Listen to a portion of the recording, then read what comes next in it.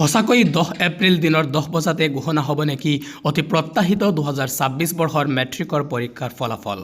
আনহাতে এইচএছৰ পৰীক্ষাৰ ফলাফল কেতিয়া ঘোষণা কৰিব বোৰ্ডে, ইয়াৰ চূড়ান্ত খবৰটো আজি আপোনালোকক জনাই দিব বিচাৰোঁ।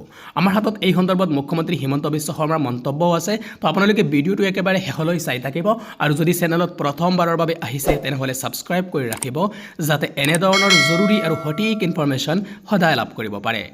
প্ৰথমতে আপোনালোকক জনাব বিচাৰোঁ যে কিছুদিন আগতে মুখ্যমন্ত্ৰী হিমন্ত বিশ্ব শৰ্মাই ছাত্ৰ ছাত্ৰীসকলৰ প্ৰশ্নৰ উত্তৰত কৈছিল যে মেট্ৰিকৰ পৰীক্ষাৰ ফলাফল 10 এপ্ৰিল অৰ্থাৎ ইলেকশ্যনৰ পিছদিনা ঘোষণা কৰা হ'ব বুলি। কিন্তু ইয়াৰ দুদিন পিছতে মুখ্যমন্ত্ৰীগৰাকী আৰু এটা মন্তব্য কৰি উল্লেখ কৰিছে যে 10 এপ্ৰিলত মেট্ৰিকৰ পৰীক্ষাৰ ফলাফল ঘোষণা কৰা নহয়, 10 এপ্ৰিলৰ পিছতে ঘোষণা কৰা হ'ব মেট্ৰিকৰ ফলাফল।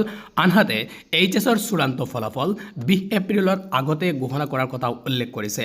তো এই মুহূৰ্তলৈকে যিটো চূড়ান্ত খবৰ মুখ্যমন্ত্ৰীগৰাকীয়ে উল্লেখ কৰিছে সেই অনুসৰি মেট্ৰিকৰ পৰীক্ষাৰ ফলাফল 10 এপ্ৰিলৰ পিছতে ঘোষণা কৰা হ'ব আৰু এইচএছৰ চূড়ান্ত ফলাফল 20 এপ্ৰিলৰ আগতে ঘোষণা কৰা হ'ব।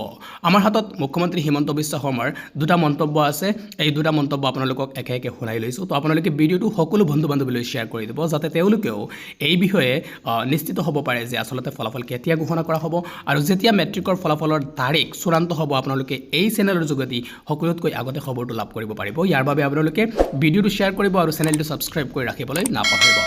এতিয়া আপোনালোকক মন্তব্যবোৰ শুনাই লৈছোঁ। ৰিজাল্ট কেতিয়া দিব? বিহুৰ আগত নে বিহুৰ পিছত?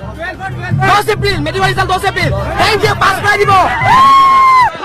মামা ও মামা হাই সেকেন্ডাৰী মেট্ৰিকৰ ৰিজাল্ট কেতিয়া দিব? 10 এপ্ৰিলৰ পিছত মেট্ৰিকৰ ৰিজাল্ট হ'ব আৰু 20 তাৰিখৰ আগত